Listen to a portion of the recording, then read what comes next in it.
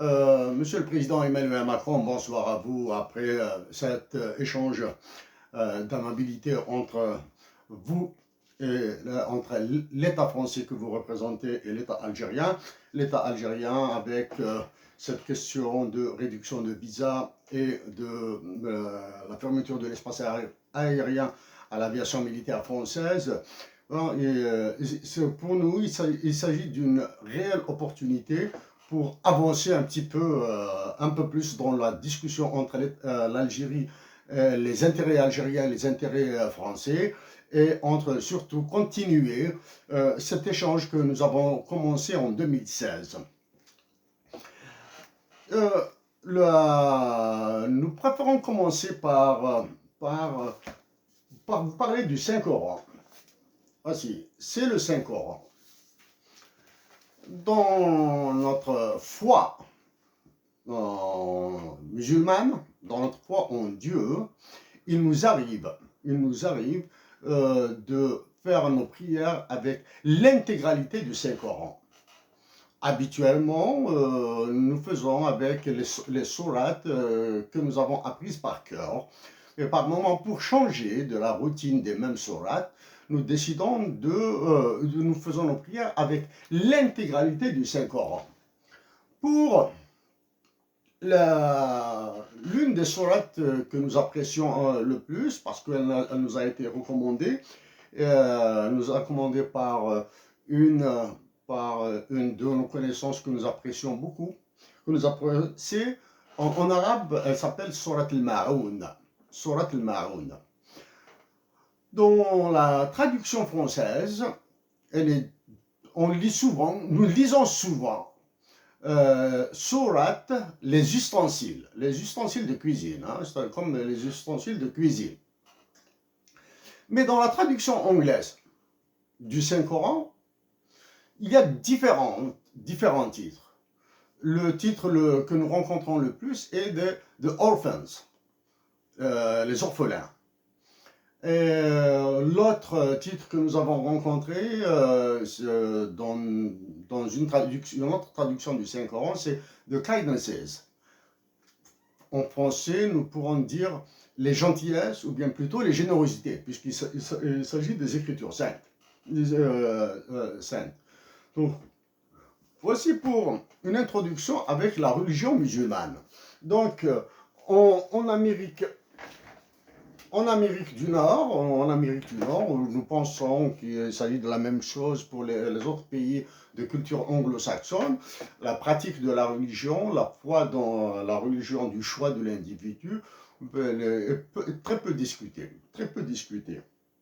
Donc ça, c'est pour juste un coup d'œil sur les différences dans la pratique religieuse, telles que instrumentalisées en France et dans les autres pays.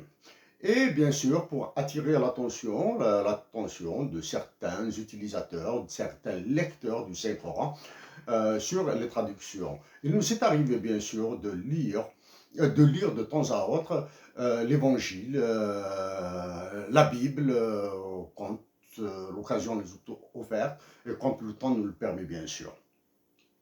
Ça, c'est pour l'aspect, un petit peu, une introduction sur la religion. La religion, donc, à travers la sourate de Orphans, les orphelins, de Kindnesses, donc, il y a des tolérances, il y a des gentillesses, il y a de l'amour dans les religions. C'était, en parlant de religion, bien sûr, nous voulons introduire la question de est-ce qu'il y a une confrontation entre les religions. En 2012-2013, ici au Canada, dans un programme sponsorisé par le gouvernement du Québec, nous avons participé à un dialogue entre musulmans et juifs. Dans notre cas, nous avons dialogué en tête-à-tête, filmé. Bien sûr, le film est disponible sur le web, il suffit de chercher. C'est un programme provincial québécois, nous le répétons. Donc, nous avons discuté avec un juif sur les possibilités de paix, sur les possibilités de dialogue, sur les possibilités d'échange entre les juifs et les musulmans. Donc sur ce point, sur cet aspect, donc vous avez une idée sur notre niveau de fermeture ou d'ouverture, c'est cela. Bien sûr, en parlant de dialogue entre un musulman et un juif, vous comprendrez aisément l'extension qu'il y a derrière, c'est-à-dire est-il possible pour les Algériens de discuter avec les Israéliens? Est-il possible pour les Algériens de discuter, ensuite dialoguer, ensuite négocier, ensuite s'entendre sur les divers aspects qui peuvent lier deux États? Aussi, bien sûr, quels sont les éléments de discussion, les éléments de dialogue, les éléments de négociation, les éléments de l'accord. Les résultats, the outcome. The outcome doit satisfaire l'intégralité des parties. Il doit satisfaire toutes les parties, mais maintenant, est-ce qu'il doit satisfaire toutes leurs demandes, toutes leurs exigences? Ça, c'est les processus de négociation. Ce sont les processus de négociation. Donc, en introduisant ça, donc, est-ce que la France peut servir d'intermédiaire entre l'Algérie et Israël? Nous avons quelques doutes. Est-ce que les États-Unis d'Amérique peuvent servir d'intermédiaire? Oui, et ils peuvent même l'imposer. Cet aspect des choses, nous l'avons soulevé en 2013 dans le cadre d'une conférence sur l'accession de l'Algérie à l'OMC à travers la nation la plus favorisée, la NPF, the Most Favored Nation. Donc voilà un petit peu, donc nous avons imbriqué tous les éléments de la religion, etc. Maintenant, Monsieur le Président Emmanuel Macron, donc avons-nous échangé publiquement? Oui, par médias interposés.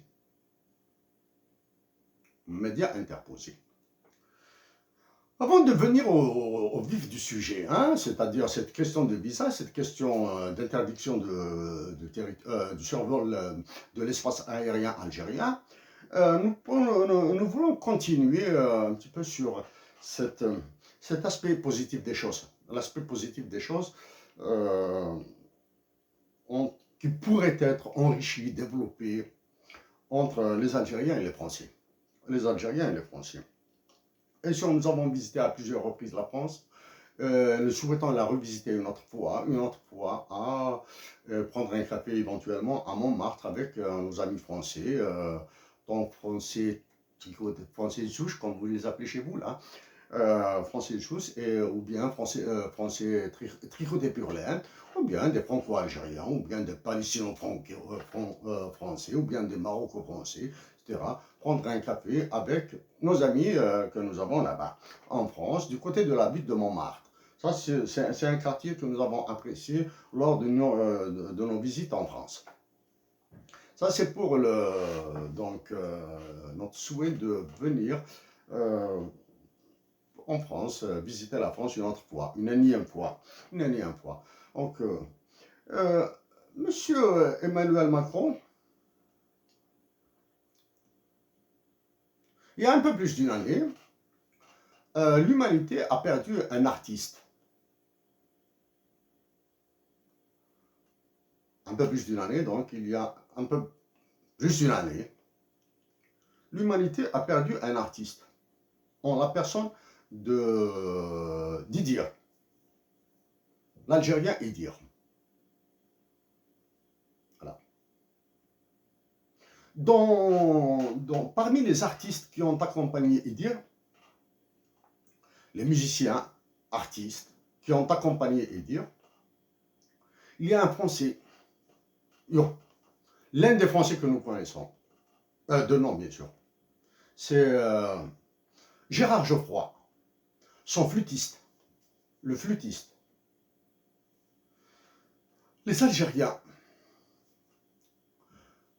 et l'Algérie sera honorée. L'Algérie sera honorée si des Algériens décidaient ou bien lancer l'initiative de donner le nom de Gérard Geoffroy à un espace public, à un bâtiment public en Algérie.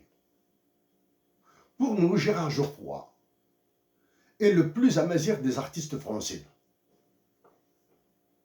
Donc c'est à travers un Français que nous soulevons que nous abordons la question de l'identité, de la majorité de l'Algérie, bien sûr.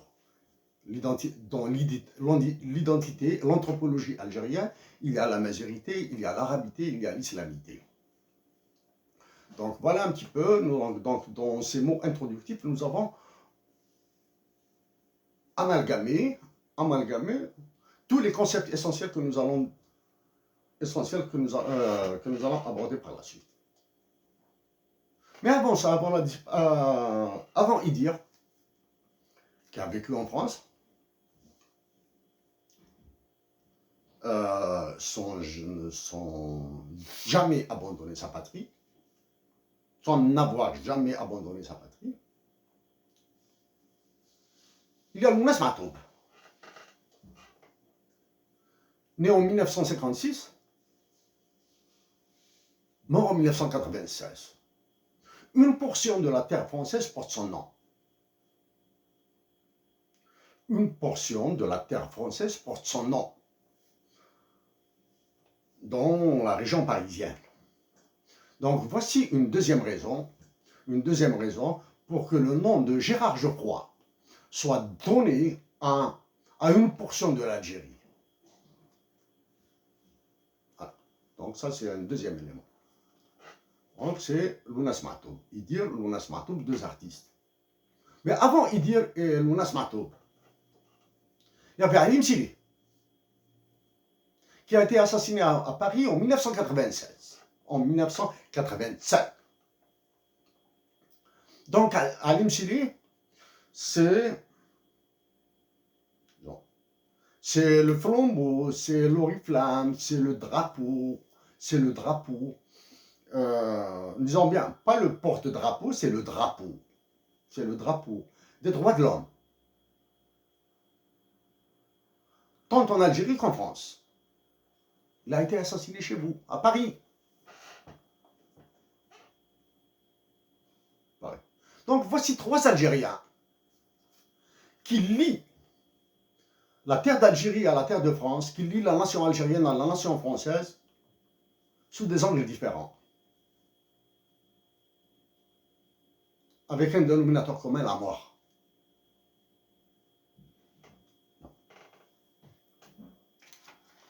Si, Monsieur le Président, pour nos mots introductifs.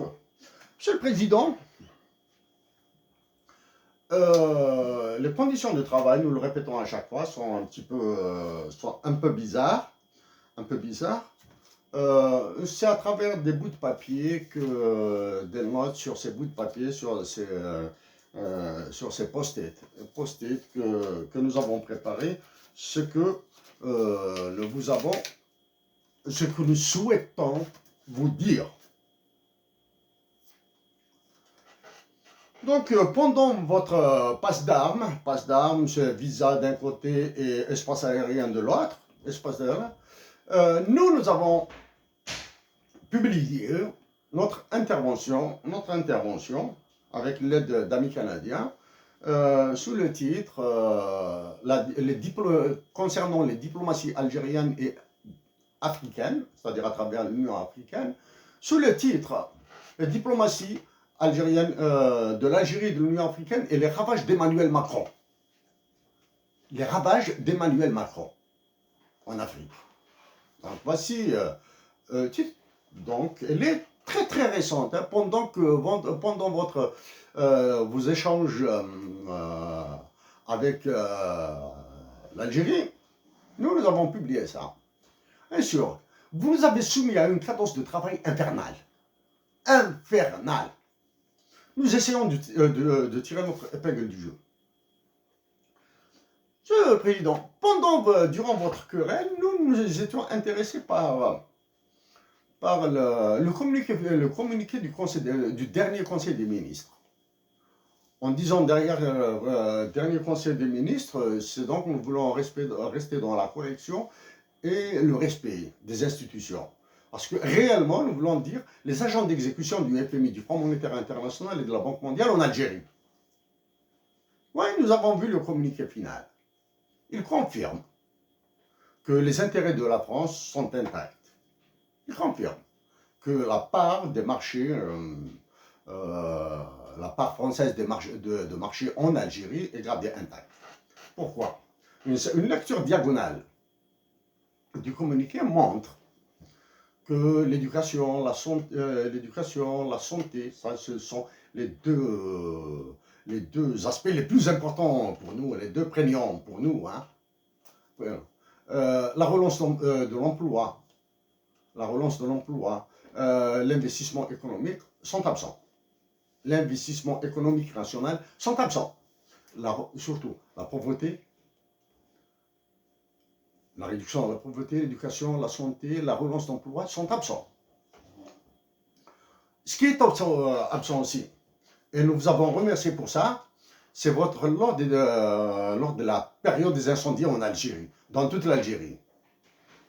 Nous vous avons remercié pour le fait d'avoir envoyé un avion, un Canadair. Mais malheureusement, dans le dernier communiqué du Conseil des ministres, il n'y a pas de mesures, d'action en faveur des régions ravagées par les incendies. Il n'y a point d'action pour la nature. Il n'y a point d'action pour la protection des enfants, sachant que c'est l'hiver qui vient, la scolarité des enfants, etc. Voilà. Qu'est-ce qu'il y a aussi dans... si nous le mentionnons, c'est qu'il y a un enjeu français dedans. La baisse de l'IRG, l'impôt sur le revenu global. L'impôt sur le revenu global en Algérie, ils l'ont annoncé. C'est-à-dire, ils ont annoncé pour faire croire aux Algériens qu'ils auront un peu plus d'argent pour s'alimenter, pour s'acheter de quoi manger. Si on trouve sur le marché, alors que l'Algérie est dans une spirale inflationniste, la réduction de l'IRG va encore alimenter l'inflation parce que les commerçants ne sont pas des dupes. Les businessmen ne sont pas des dupes. Ben, vous avez gagné de l'argent, nous allons vous augmenter un petit peu les prix parce que vous avez un pouvoir d'achat plus important. Donc ça, c'est la stupidité de la décision économique, alors au lieu d'aller carrément vers la baisse des salaires. Et bien sûr, la surévaluation du dinar. Baisser carrément les salaires en Algérie. Pour ça, malheureusement, si nous avions ça, c'est une guerre, c'est un challenge, c'est un enfer que doivent vivre les Algériens. C'est un élément qui va leur permettre de recouvrer leur dignité. En parlant de dignité maintenant, depuis février 2019, l'Algérie est secouée par des manifestations monstrueuses, gérées d'une manière cataclysmique par l'état-major de l'armée. La somme des manifestations et des effets de sa gestion ont envoyé l'Algérie encore dans un enfer plus grand. Bon, malgré cet enfer, l'État algérien est demeuré debout, est resté debout. Donc les Algériens, en maintenant leur état debout, ont évité à notre pays de naissance, de devenir comme le Liban, comme la Syrie, comme le Soudan. Espérons qu'ils vont continuer sur ça. Dans tous ces pays-là que nous venons de citer, le Mali, le Liban, la Syrie, ce sont des pays où la France a intervenu. Un président des États-Unis d'Amérique aurait dit, à chaque fois qu'un président français touche une affaire, elle devient de M, 3 points de suspension. En anglais, en anglais, on le dit de chèque. Voilà, monsieur le président. Monsieur le président,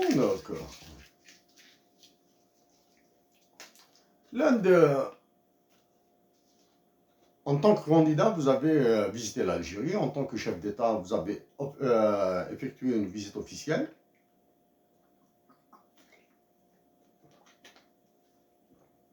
Que ce soit durant votre visite en tant que candidat, nous avons signé un papier et nous vous en avons informé.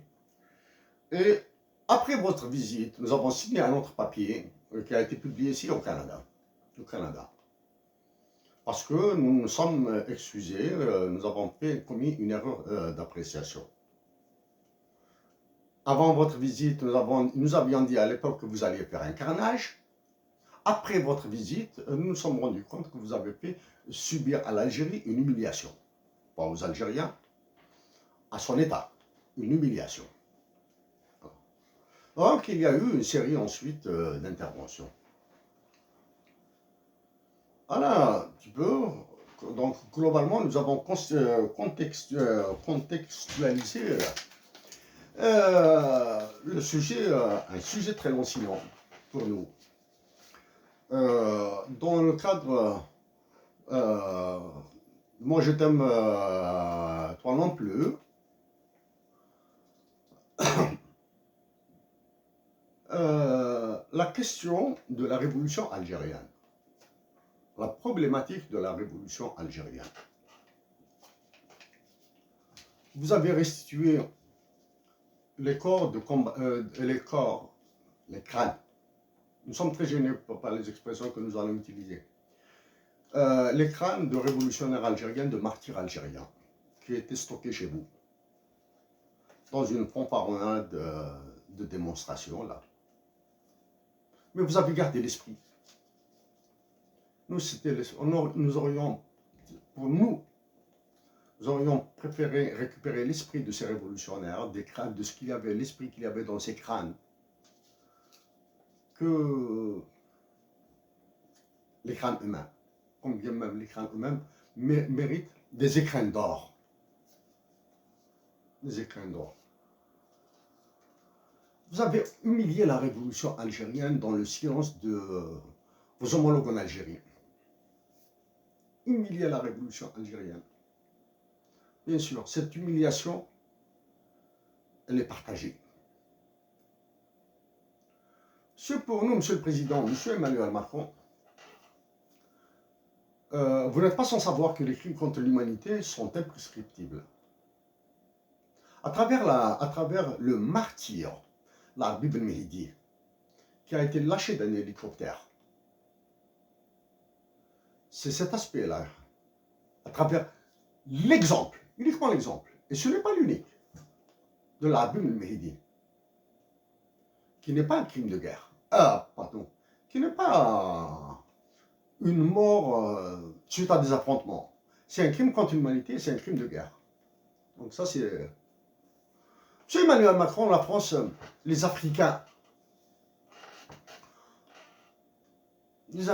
après leur indépendance qu'ils ont arrachée grâce à l'Algérie,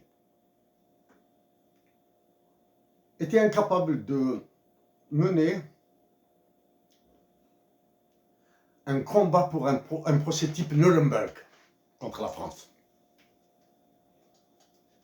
Un procès type Nuremberg contre la France.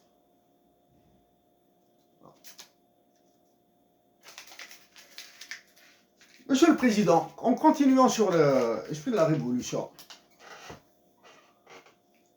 nous suivons de très très près ce qui se passe dans notre pays d'origine, l'Algérie. Nous suivons bien sûr tout ce qui concerne l'Algérie à partir de l'Amérique du Nord, à partir des sources d'information disponibles en Amérique du Nord. En Algérie, qu'est-ce qu'il y a de...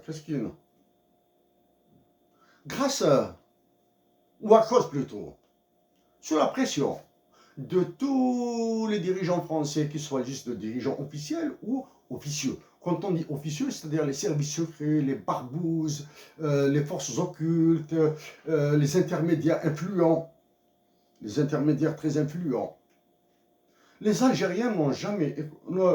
Ça fait belle lurette. Ça fait plusieurs années depuis que l'Algérie n'ose plus entonner, exécuter l'hymne national Qassaman dans son intégralité, y compris les 4 vers qui citent la France nommément. Voici un autre élément cardinal de l'humiliation que subit l'Algérie. Les Algériens sont incapables d'exécuter l'intégralité de Qassaman à cause l'intégralité de Qassaman l'entonné, y compris le poème, les vers, à cause de toutes les pressions françaises. Et à cause surtout de la soumission de vos vis-à-vis algériens. Sont soumis.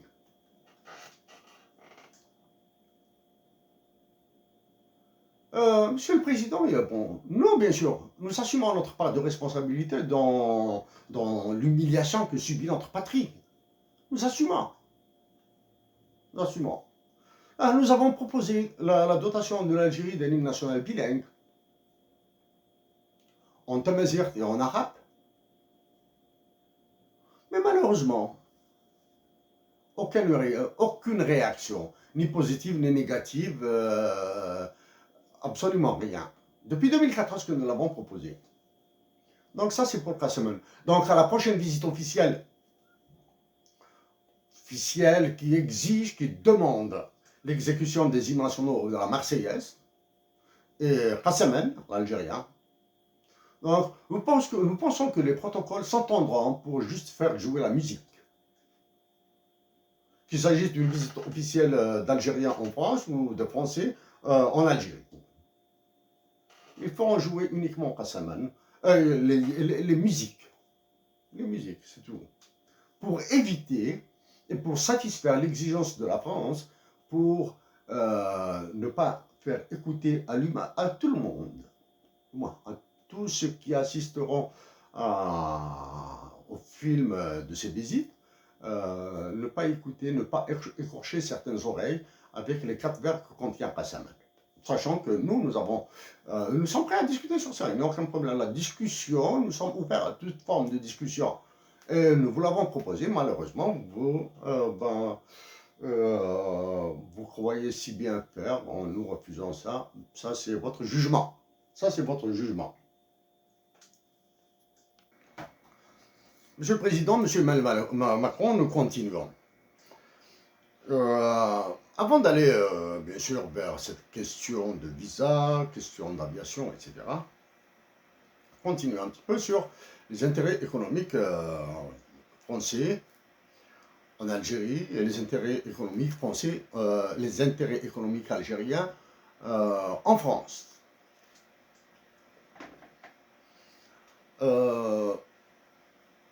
Récemment, nous avons,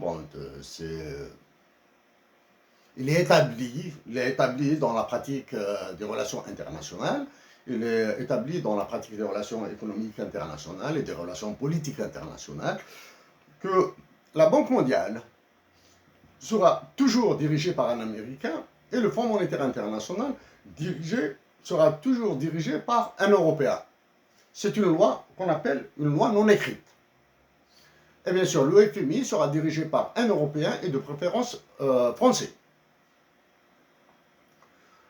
Cette règle non écrite est vérifiée jusqu'à un passé récent. Michel Grandessus, français. Dominique Strauss-Kahn, français. Christine Lagarde, française. Jacques Larosière aussi. On a pour les trois noms que nous venons de citer, c'est certain. Donc, ces 3 Français, à travers le Front monétaire international, ont massacré l'État algérien, ont massacré l'Algérie. L'Algérie par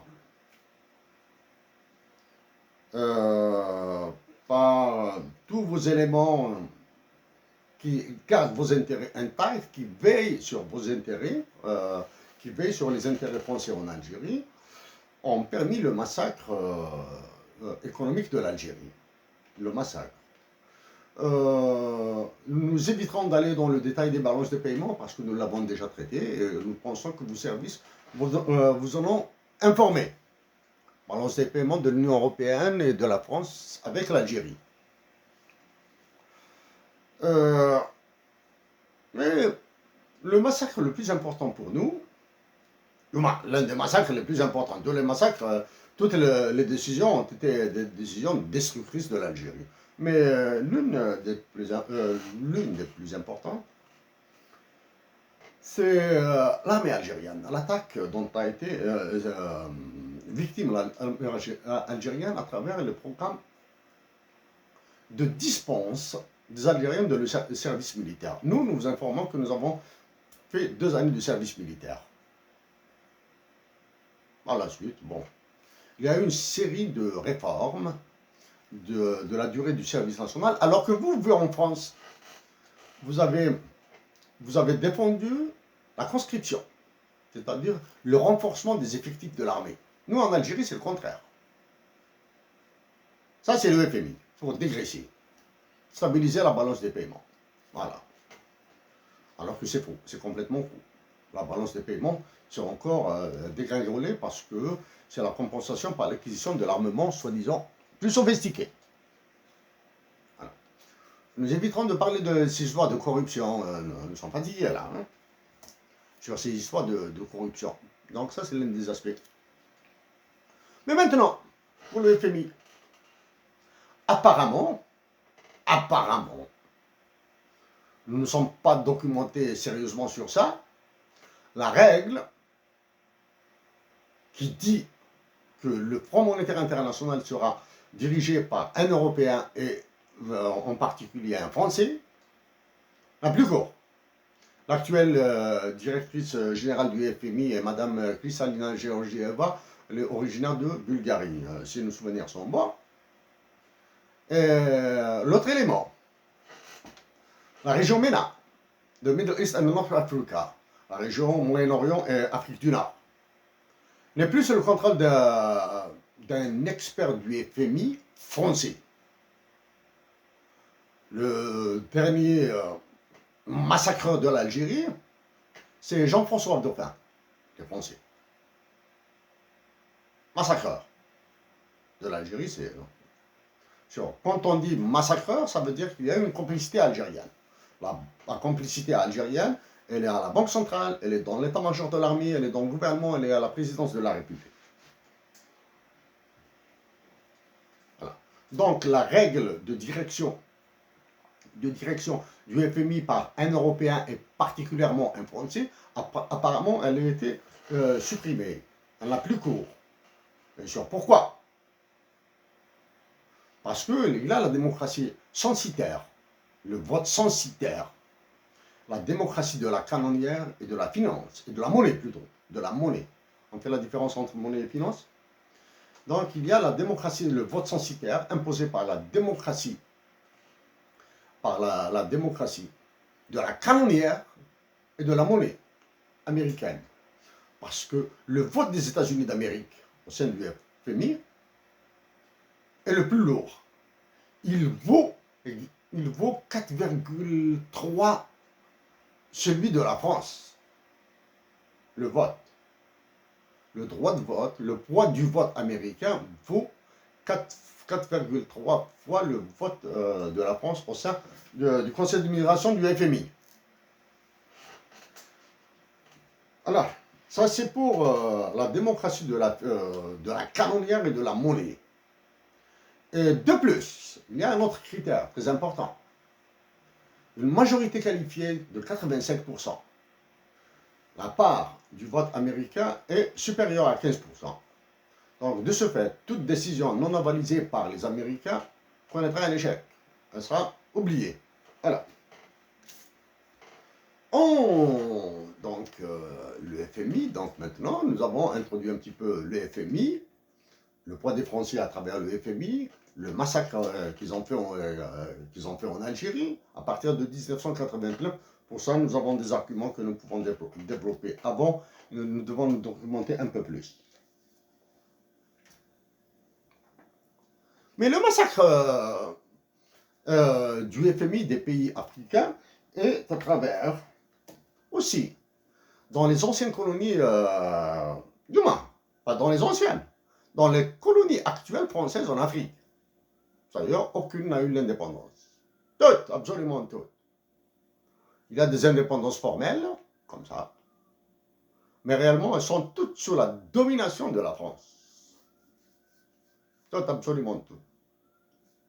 En parlant du FMI et des pays de la zone CFA, donc des pays où la zone CFA, ça c'était un gros morceau dans notre échange, du moins dans notre adresse à l'Union africaine, dans le cadre que ce soit diplomatie ou économie, etc., que vos services pourront écouter. Nous nous battons, nous travaillons pour que le franc CFA soit classé comme crime contre l'humanité, c'est-à-dire un fiducide, au même titre qu'un génocide, un fiducide. Mais malheureusement, oui, malheureusement, l'Union africaine et vos anciennes colonies, du moins vos colonies actuelles même. Donc à chaque fois que nous disons anciennes colonies, c'est un lapsus. Hein? C'est même les colonies françaises actuelles. Et surtout sous votre direction, depuis que vous êtes devenu président de la République. Ils sont à vos ordres. Ils sont à vos ordres. Et nous l'avons dit dans le cadre, dans notre travail sur la diplomatie de l'Algérie et de l'Union africaine, que le comité d'état-major opérationnel conjoint est à votre service. Avant de revenir sur cet aspect économique, dans le cas du Mali surtout,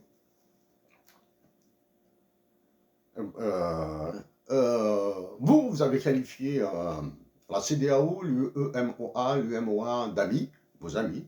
Vous avez qualifié même la Commission de l'Union africaine comme vous les avez classés dans votre cercle d'amis. Alors que pour nous, la CEDEAO, l'UEMOA, l'UMOA sont des organisations terroristes internationales interétatiques. Voilà. Continuons maintenant sur l'aspect mémoire, la guerre d'Algérie. Pour vous, c'est une guerre d'Algérie. Pour nous, c'est la révolution algérienne.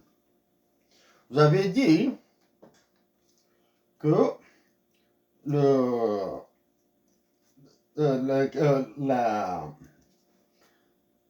l'Algérie, un système est dirigé par un système militaro-politique fatigué.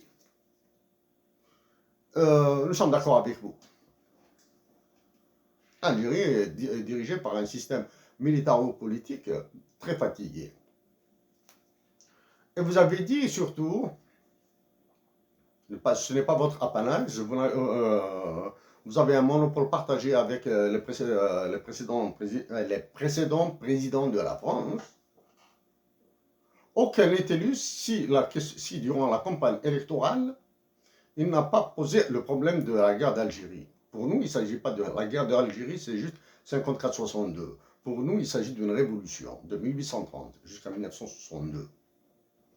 Et non achevée, bien sûr. Une révolution non achevée.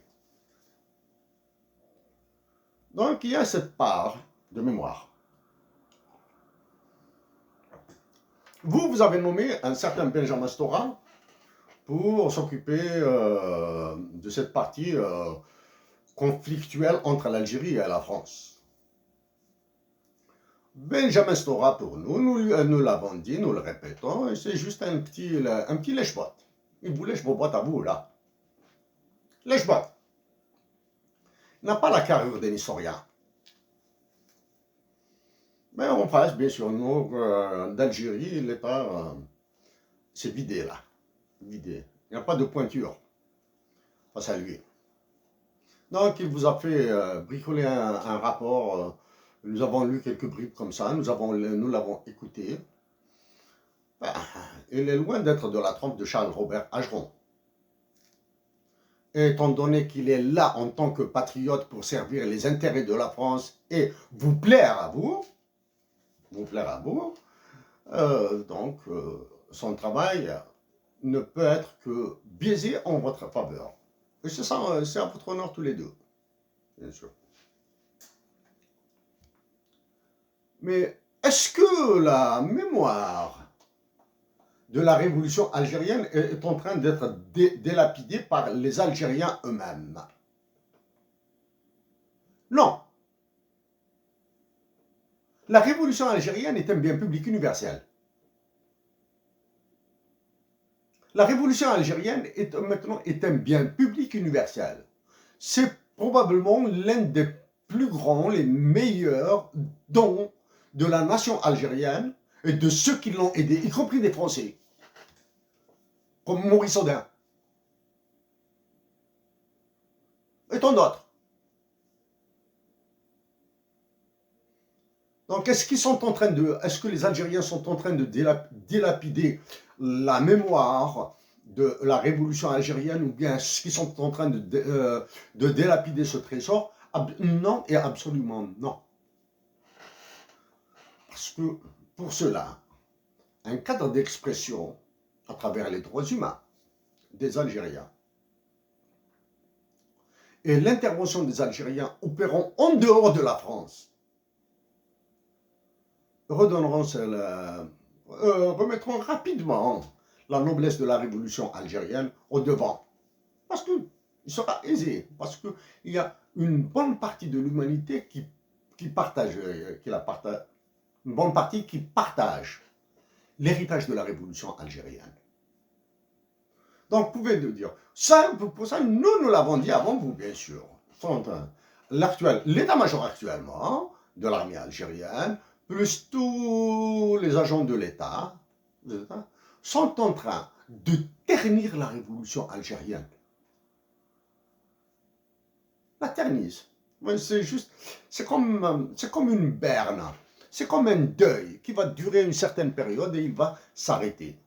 Il va s'arrêter. Donc ça. Mais la rente mémorielle,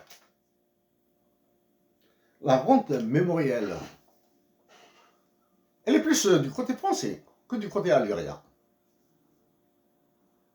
En Algérie, il y a une rente financière de la Révolution. Il y a une rente financière. C'est tout le monde, du moins, toutes les personnes qui ont la possibilité de se faire accorder le statut d'ancien maquisard le feront, parce qu'il y a beaucoup d'argent à gagner. Mais actuellement, les militaires algériens, les généraux, parlons des généraux, de la présidence de la République et des ministres, etc.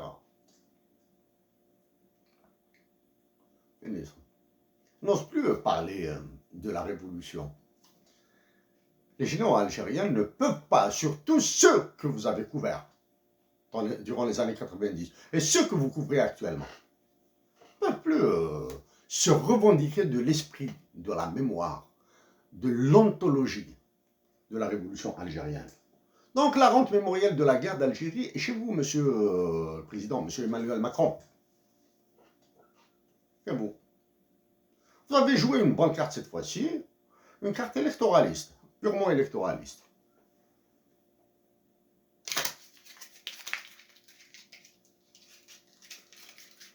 Voilà, donc...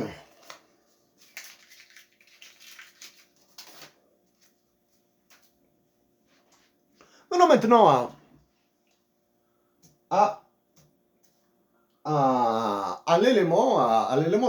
aux deux éléments du conflit entre l'Algérie et la France. D'un côté, vous avez décidé de réduire le nombre de visas de 50%. D'un autre côté, du côté algérien, l'interdiction de l'utilisation de l'espace aérien par l'aviation de l'armée française. Commençons de votre côté là. Votre sanction est une menace non crédible. Non crédible, pas crédible. Pas crédible. Et vous allez la remettre en cause bientôt. Vous allez la rediscuter bientôt. Vous allez trouver des interlopes, etc., etc. Et vous allez trouver un écho positif en Algérie. Vous allez trouver un écho positif en Algérie. L'entourloupe. Pourquoi? Bon, ouais, bien sûr, c'est un cas, un excellent exemple d'analyse théorique dans un amphi universitaire. Dans un amphithéâtre d'université. C'est un très très bon cas d'analyse. Un cas d'analyse avec toutes les théories qui vont avec ces histoires, les menaces crédibles, peu crédibles, non crédibles, etc. Votre menace est non crédible. Parce que vous avez utilisé un taux. Vous qui êtes issu de la banque Rothschild, vous avez un problème avec les taux, 50%. Nous aussi, nous sommes dyscalculiques. Nous avons des problèmes terribles avec les calculs. Nous sommes plus ou moins à l'aise avec la modélisation mathématique, nous adorons les mathématiques, mais nous sommes dyscalculiques. Vous avez utilisé un taux de 50%. Ce taux contient lui-même l'insignifiance de votre sanction. Pourquoi? Parce que 50% de quoi? Des visas délivrés en 1980, il n'y avait pas à l'époque, c'était la liberté de circulation. 50% des visas délivrés en 2019, en 2018, le nombre de visas, il varie. Donc, de quel 50% de quel nombre? Ensuite, vous avez réduit ce taux, vous avez exclu de ce taux de 50% les Algériens qui souhaitent partir en France pour des études, éventuellement pour du business, pour des affaires là-bas. Vous avez exclu. Donc, il reste, combien reste-t-il? Ensuite, vous avez décidé, vous avez joué à l'américain, vous avez voulu cibler des Algériens. Des Algériens parmi un système politico-militaire fatigué. Cibler les Algériens. Donc, vous reconnaissez que la France est la terre d'asile de tous les pourris des colonies françaises en Afrique. Vous le reconnaissez. Donc, votre menace, non crédible. Donc, c'est juste pour faire chauffer l'ambiance électorale en France. Mais ceci n'est pas un raisonnement complet. Quelles seront les incidences dans le futur de ce genre de déclaration? Quelles sont les incidences sur les autres candidats à la présidentielle? Française, bien sûr. Auront-ils l'audace d'aller vers encore plus, vers l'aggravation, vers la décontraction, etc.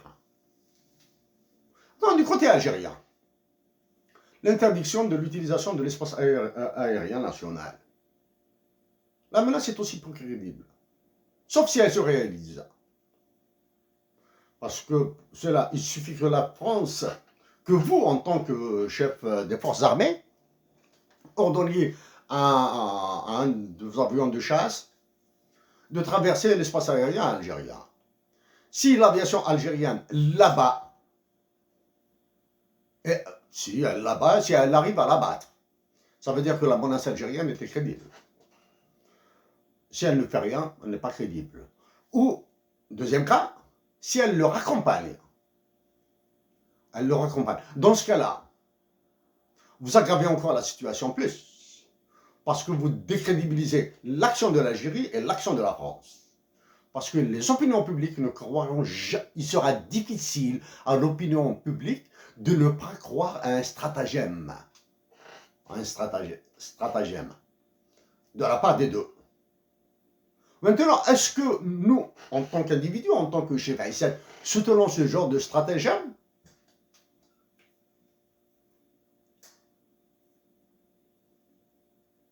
Alors, nous pouvons répondre, mais pas aujourd'hui.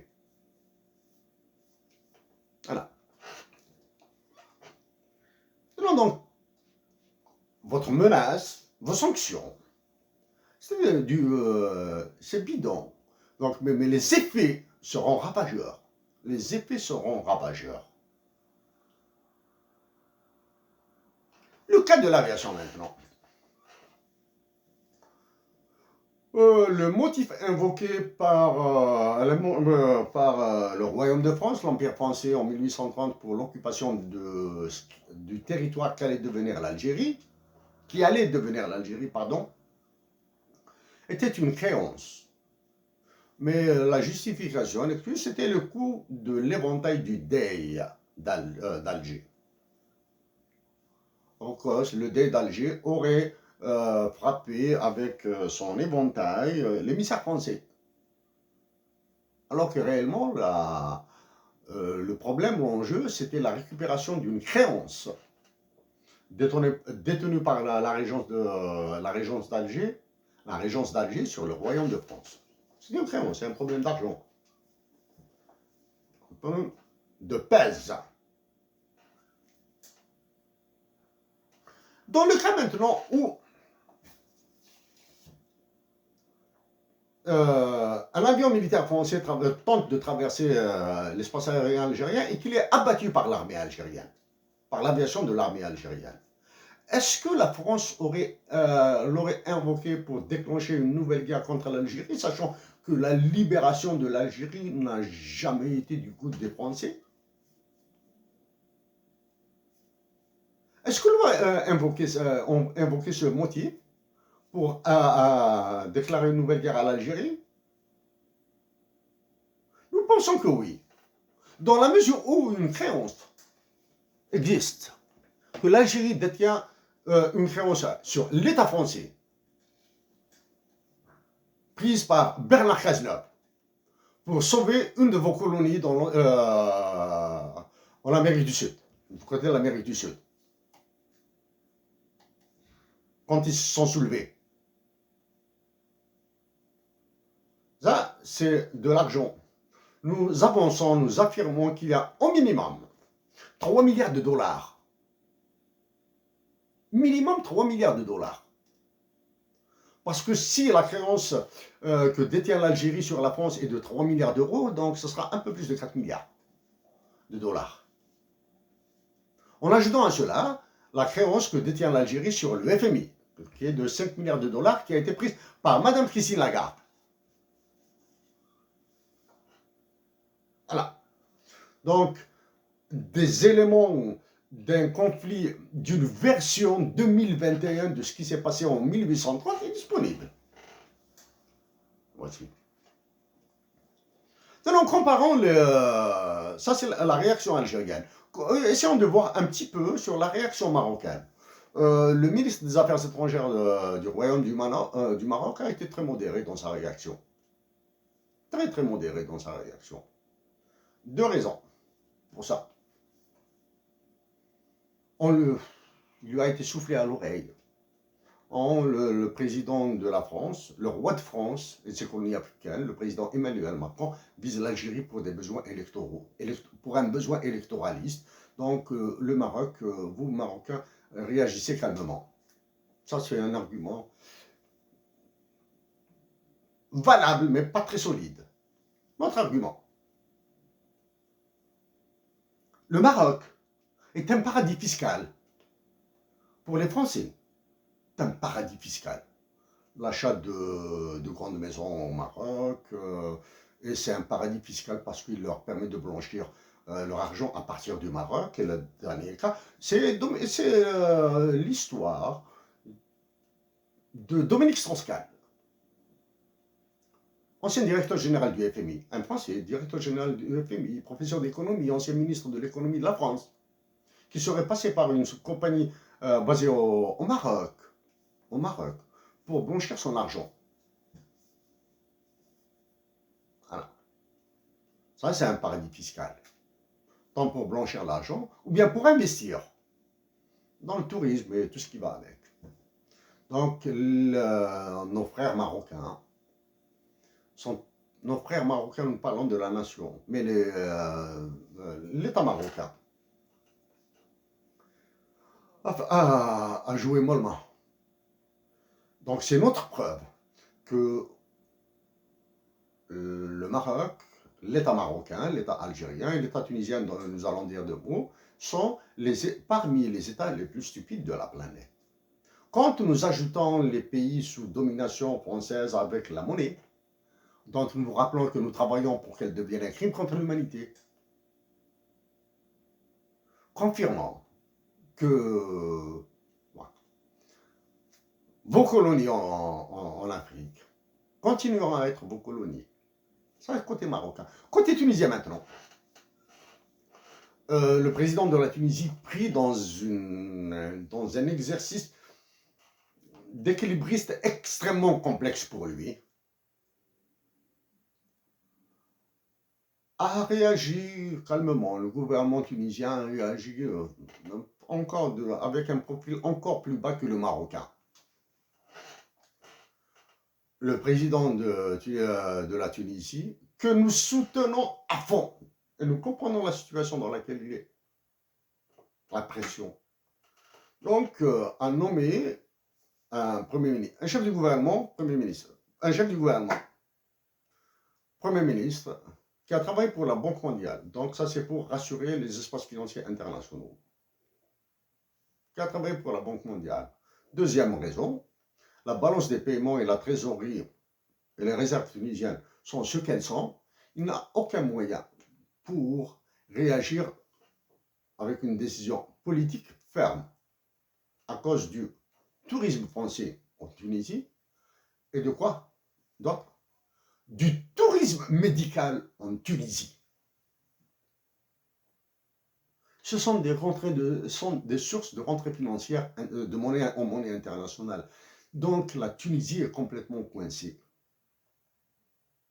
Pour le côté strictement financier, pécuniaire, entre l'Algérie et la France, nous vous renvoyons à ce que nous avons dit dans le cadre du G5 Sahel et l'instrumentalisation de l'aide publique au développement, de Official Development Assistance, octroyée par l'OCDE. Comment est-ce qu'elle a été manipulée, manipulation pour que les pays qui en bénéficient la repayent.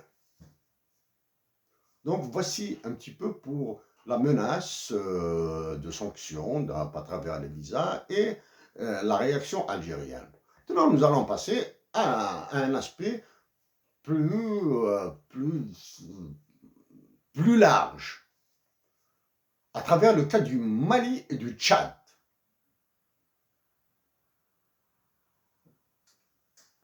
Maintenant, nous continuons avec, à travers un échantillon de deux de vos colonies, le Mali et le Tchad.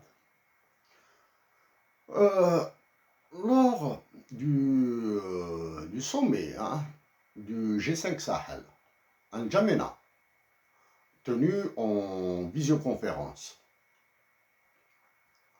vous avez utilisé un ton quasi martial. Dans l'intervention du délégué malien à la dernière Assemblée générale des Nations Unies, vous avez utilisé le mot honte.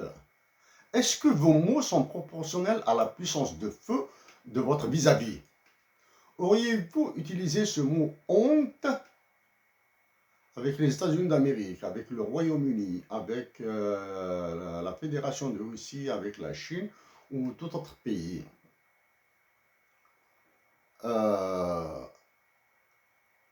Récemment, après votre échec de contrat avec l'Australie, c'est ça, sur les sous-marins, le contrat qui a été fait, qu'a fait capoter, qu'on fait capoter le Royaume-Uni, pour nous c'est l'Angleterre que vous appelez la perfide Albion, et les États-Unis d'Amérique, et la Nouvelle-Zélande. Vous avez été assez sévère dans votre déclaration, mais pas au point d'utiliser le mot honte. Immédiatement après, le Royaume-Uni, quand vous l'appelez perfide d'Albion, vous a proposé une aide, coopération, pour de nouveaux projets. Voilà pour termes de langage, les termes de langage.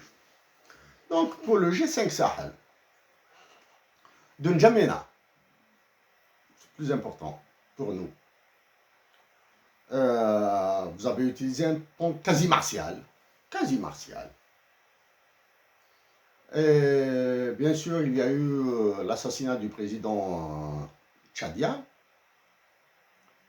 Et il y avait une menace de l'opposition armée tchadienne qui était basée en Libye. En Libye, ce pays qui est en voie de partition en 3 zones, en 3 parties. La Cyrénaïque à l'est, la Tripolitaine à l'ouest et la bande d'Aouzou, quelque chose comme ça, vers le sud, pour enlever à la Libye la bande d'Aouzou, pour enlever aux deux parties principales, l'est et l'ouest de la Libye, la partie sud. Donc, il y avait une menace de l'opposition armée tchadienne sur la nouvelle direction du Tchad. Contrôlée de bout en bout par vos services, cette attaque n'a pas eu lieu. Et nous nous réjouissons pour la nation tchadienne. Si la nation tchadienne doit renouveler ses instances, si elle aspire à la liberté et à la démocratie et à l'exploitation, à la jouissance de leurs richesses naturelles, il y a des processus pacifiques et démocratiques pour ça, qui demandent des sacrifices énormes, bien sûr. Le cas du Mali, maintenant. Nous avons écouté les premières déclarations, le début de la déclaration du délégué malien à l'Assemblée générale des Nations unies. Les premiers mots que nous avons écoutés nous ont suffi largement pour confirmer que le Mali est en voie de partition, une partie sud et une partie nord, s'il continue dans cette voie. Il confirme aussi que face aux réalités des relations économiques internationales, des relations politiques internationales, des pressions internationales, les jeunes, même avec des façades civiles qui dirigent vos colonies africaines, ils ne peuvent absolument rien. Ils ne peuvent absolument rien parce qu'il y a toujours l'épée de Damoclès qui est la Cour pénale internationale sur leur tête, qui a toujours les menaces par la saisie et des procès à Paris à travers TRACFIN, l'organisme français. Et bien sûr, étant donné que toutes les institutions publiques françaises sont à vos pieds, elles répondront au cas de tour. Ça, c'est la première. Deuxième, parce que les institutions françaises sont conscientes des enjeux du futur. Donc, par patriotisme, elles défendront la France. La justice passera en arrière-plan. Sans peu. Le cas du Mali, maintenant. Sur le cas du Mali,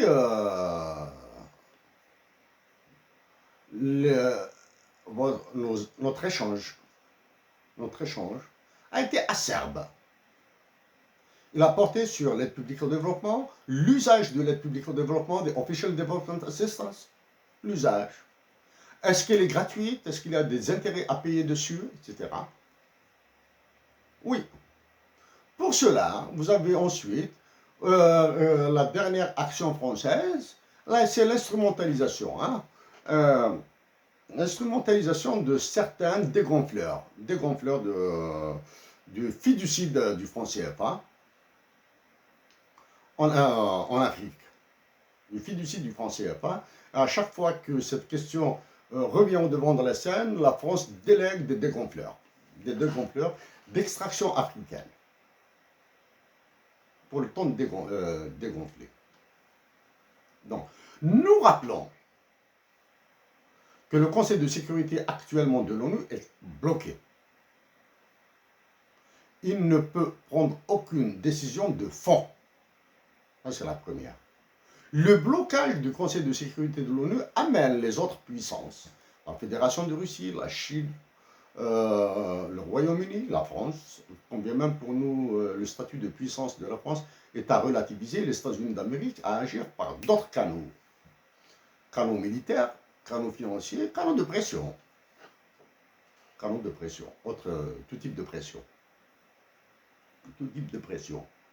Il y a eu ensuite la question à être soulevée, la MINUSMA, la mission des Nations Unies pour la stabilisation du Mali, les forces, comment les associer, comment créer une fusion avec la force intégrée du G5 Sahel, etc. Et le CEMOC, le comité d'état-major opérationnel conjoint. Donc faire une force intégrée, etc. Et à travers, soi-disant, le chapeau des Nations Unies. Alors c'est complètement faux. Pour ça, les journaux, dans un rapport de l'information qui est complètement baisé, oui, le secrétaire général des Nations Unies a un porte-parole en français, et c'est un Français. Mais maintenant, quand le porte-parole français du secrétaire général des Nations Unies parle en français, ceci ne veut pas dire qu'il engage les Nations Unies ou le secrétaire général de l'ONU ou le Conseil de sécurité de l'ONU. Pas juste, on dit la fonction et on rapporte les déclarations ensuite par un amalgame, etc. On fait croire qu'il s'agit de l'ONU. Non, c'est juste le patriotisme, c'est toujours la graine, le patriotisme. Donc, le délégué malien a eu des mots d'une tristesse affligeante. Nous sommes tristes pour la nation malienne, parce que nous, la nation malienne, quand nous pensons à nos frères du Mali, à nos sœurs du Mali, nous pensons toujours à l'esprit de Modibo Keïta et à l'action qui a entraîné sa mise en prison, sa détention et sa mort en prison. C'est qu'il a tenté de doter le Mali d'une monnaie autonome.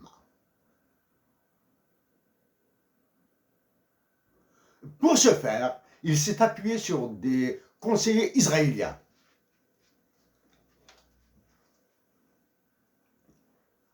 Vous avez imposé le langage du terrorisme, l'argument, le faux argument du terrorisme international, islamiste ou religieux ou juif ou chrétien, dans vos colonies africaines. Alors que le plus grand terrorisme, c'est celui exercé par la monnaie. Ça, c'est le deuxième crime contre l'humanité. C'est le crime en dépossession des Maliens, Nigériens, Tchadiens, Centrafricains et autres colonies, Burkina Faso, de leurs richesses naturelles et de les maintenir dans un état de dépendance éternelle, à travers la monnaie, à travers les salaires, à travers les politiques monétaires, à travers les politiques budgétaires, à travers les plans de stabilisation qu'impose le FMI et les plans d'ajustement structurel qu'impose la Banque mondiale pour ces pays. De ce fait, nos frères du Mali, du Niger, du Tchad, de la Libye vont continuer à souffrir aussi longtemps qu'ils n'inversent pas la nature des terrorismes. Le terrorisme le plus important est le terrorisme monétaire. Le deuxième terrorisme, c'est le crime en dépossession. Monsieur le Président, Monsieur Emmanuel Macron, la vie est pleine d'événements qui au départ sont négatifs, du moins semblent négatifs, qui donnent des résultats positifs. En 2014, nous avons suggéré la création d'un marché international des ressources naturelles. Nous faisons attention à nos mots, nous n'avons pas dit d'union économique ou quoi que ce soit. Hein. Pas d'union économique, rien, non. Ou de zone de libre-échange, ou d'union douanière, ou de quoi que ce soit, non. Nous avons proposé la création d'un marché international de ressources naturelles dans le désert algérien et dans le désert du nord du Mali et du Niger. Ah, c'est en 2014. Nous avons fait ce travail parce que une de nos compatriotes nous a sollicité pour soutenir une action en faveur de l'anthropologie amazigh algérienne. Et nous avons refusé. Nous avons dit carrément non. Non, nous avons refusé. Il y avait eu des formes de regret. Nous avons développé une forme de regret après avoir donné cette réponse négative. Donc, nous lui avons suggéré de travailler sur cet aspect, l'anthropologie amazigh de tous les pays nord-africains et l'économie. Nous avons parlé bien sûr d'autres aspects, mais nous avons parlé surtout d'un marché international des ressources naturelles. c'était en 2014. Et nous avons proposé la création d'une monnaie ancrée sur l'air et la terre. Vos conseillers en ressources naturelles, en monnaie, dans la monnaie du futur, etc., vous diront un petit peu ce à quoi nous faisons allusion, quels sont nos objectifs. Et bien sûr, vous pouvez les écouter dans les différentes interventions et bien sûr dans les ouvrages que nous avons publiés en France. Nous avons publié un ouvrage au titre Le livre de la jarre pour la patrie, qui parle de l'économie, des relations internationales, des droits de l'homme. C'est plus orienté économie positive et économie normative et droit international. Nous avons publié une série de recueils, une série de nouvelles, pardon, Monsieur le Président, au titre Nouvelles d'une humanité dégirée avant qu'elle ne change et quelques effets jarres. Monsieur le Président, Monsieur Emmanuel Macron, nous avons lu votre livre de campagne électorale, donc vous avez maintenant de la matière pour nous dire, avoir une idée sur nos écrits. De plus, nous avons publié aux États-Unis récemment ce livre. Ce livre, c'est The Last One, Equations, Equilibrium, The Broken Jar and Poetry, Lunas Mato. Ça, c'est un tout petit livre, facile à lire, très facile à lire. Et nous avons publié aussi ce livre, un coup de poing pour Debza, le coryphée du peuple. La troupe Debza est une troupe algérienne qui a fait dans l'art engagé, hein, que ce soit en chant ou en théâtre, engagé, qui s'est produite en France, qui parle, bon, il y a un aspect des relations algéro-françaises, du moins des événements plus exactement, qui sont décrits. Donc, pour nous, donc après avoir répondu négativement à l'invitation de notre compatriote algérien, nous avons travaillé sur l'aspect économique de l'anthropologie amazigh. Donc, nous avons abouti à la suggestion de la création d'un marché international de ressources naturelles en Algérie, du moins dans une zone internationale formée par l'Algérie, le Mali et le Niger. Si cette proposition avait été retenue, aujourd'hui, en 2021, c'est-à-dire 7 années après, vos colonies africaines auraient eu leur banque centrale, leur monnaie nationale, et auraient eu plus de liberté dans leur politique monétaire et budgétaire, etc. Et probablement que les populations souffriraient moins, pardon. Soufflerait mieux et souffrirait moins. Donc, nos frères du Mali, en parlant des nations, bien sûr, doivent s'émanciper d'abord de la monnaie, du franc CFA, inverser la nature des terrorismes et préserver l'intégrité de leur territoire. Parce que la théorie de la partition s'applique à excusez-nous l'expression, à une vitesse de la lumière en Afrique, hein, y compris l'Algérie. Donc, voici, Monsieur le Président, pour le cas du Mali.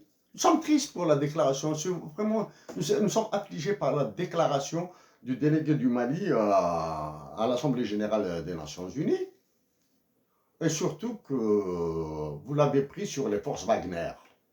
Les forces Wagner russes, forces privées russes. Hein. Et vous avez délégué votre ministre de la Défense au Mali, alors que la France est experte dans le domaine, hein, avec les mercenaires de type Bob Denard. Elle est experte.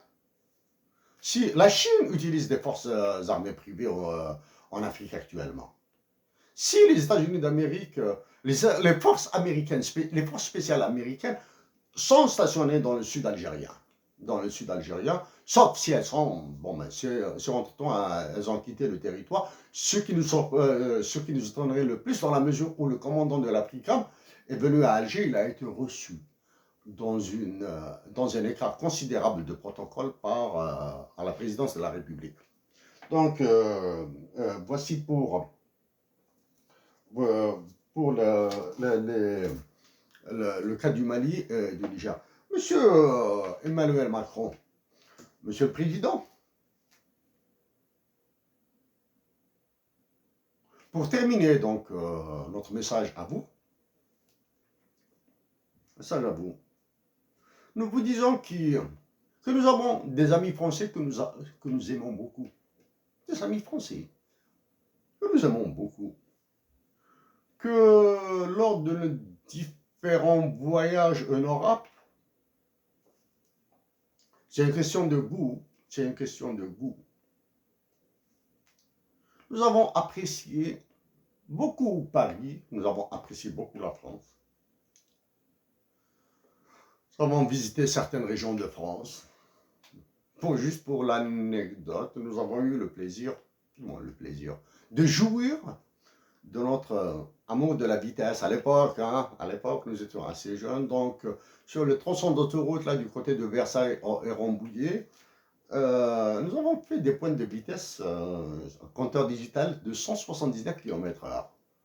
Dans le sud de la France, on rejoignait en Espagne, lors de notre voyage, nous avons fait des pointes de 170 km/h. Donc, voilà, nous apprécions beaucoup la France. Réellement, c'est sincèrement dit, nous apprécions beaucoup la France. Et la question de goût, nous apprécions aussi Madrid.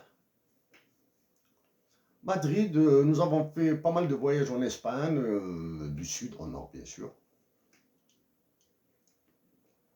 Parce qu'à l'époque, nous étions travaillant au chemin de fer algérien, donc il y a des conventions internationales qui nous permettaient de voyager gratuitement à travers le réseau ferré européen, une partie, comme l'Allemagne, le Danemark, la Suède, etc. La France aussi, bien sûr. Donc c'est pour cette raison que nous avons, c'est cette opportunité que nous avons saisie pour voyager un peu plus. Monsieur le Président, avant donc de conclure, nous espérons que cette passe d'armes avec des menaces non crédibles des deux côtés, non crédibles que ce soit du côté français ou du côté algérien, ce sont des menaces non crédibles. Non crédibles, pas du tout. Nous espérons qu'elles ne seront pas remplacées par des extraditions bidonnées. Par les extractions bidonnées, nous pensons à des dossiers de droit commun, de quel motif, de crimes, invention d'arguments fallacieux. Nous espérons que cette passe d'armes, que le calme qui suivra cette passe d'armes entre l'Algérie et la France, mais aux conséquences dramatiques, les conséquences dans le futur seront dramatiques, ne sera pas soldé par des ententes macabres, des ententes d'officine, en accordant de l'extradition, en exécutant les demandes d'extradition de certains compatriotes qui sont établis en France, pour des motifs fallacieux, alors qu'ils sont menacés en Algérie. Nous savons qu'ils sont menacés en Algérie. Nous espérons que ce marchandage n'aura pas lieu. Et si ce marchandage se produit, nous reviendrons avec un autre message vers vous, nous reviendrons avec un autre message, Monsieur le Président, pour vous. Monsieur le Président Emmanuel Macron, en 2016, en tant que candidat à la présidentielle, vous étiez dans les starting blocks pour l'élection présidentielle française. Dans l'un de nos papiers, nous avons posé une question. Avez-vous des jarres dans vos appartements privés à l'Élysée ou bien dans vos résidences officielles des présidents français? Bien, nous permettons même de vous poser la question, avez-vous une jarre dans votre domicile strictement privé?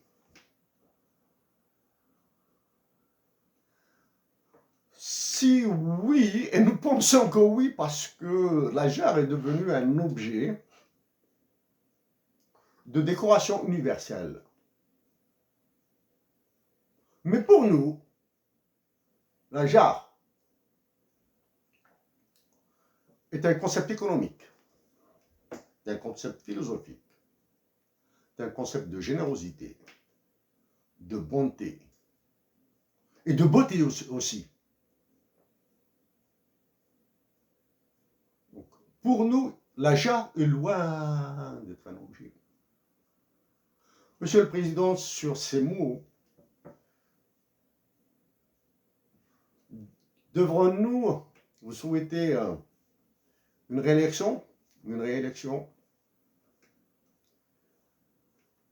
Cela ne dépend pas de nous, cela dépend de la volonté de la nation française. Ça, c'est la première. Cela dépend aussi de vos concurrents. Cela dépend aussi de Steve Bannon, l'Américain. S'il pointe du nez, Monsieur le Président, en France ou en Belgique, quelque part, il va transformer vos campagnes électorales en cauchemar. Il va transformer les campagnes de chacun des candidats français en cauchemar. Donc, vraiment le mot de la fin, Monsieur le Président.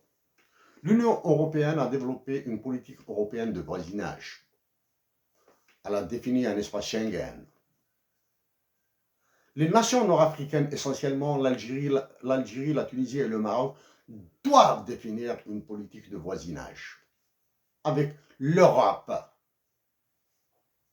Et probablement un espace qui ne sera pas appelé Schengen, mais imiter les appellations, les concepts positifs. Et bon, l'appeler l'espace Hogar. Le Hogar, c'est une réserve naturelle. It's a biosphere reserve de l'Union internationale pour la conservation de la nature. Donc, ils vont définir une politique nord-africaine de voisinage et un espace de migration. Monsieur le Président, ayez l'amabilité de mettre de côté le discours politicien non fondé sur l'immigration clandestine. Monsieur le Président, la nation française et la nation algérienne ont réussi à commencer à sortir des querelles, des bagarres, de l'héritage négatif de la guerre entre la France et l'Algérie. Hossein Ait Ahmed a fait des efforts. Ali Msili a fait des efforts pour asseoir de nouveaux ponts. Ce sont ces nouveaux ponts que nous voulons construire avec la nation française, Monsieur le Président. La négociation est la clé de tout. Merci, Monsieur le Président, de nous avoir écoutés.